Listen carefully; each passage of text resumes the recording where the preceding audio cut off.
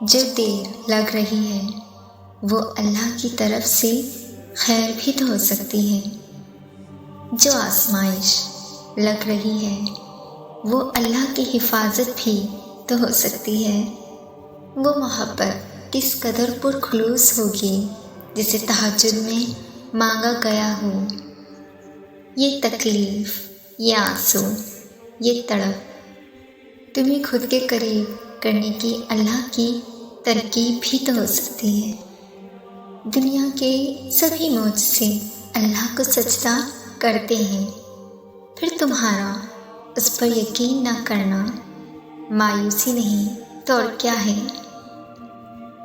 تمہاری اللہ کو پکارتی ہوئی آواز اس کی پسندیدہ بھی تو ہو سکتی ہے۔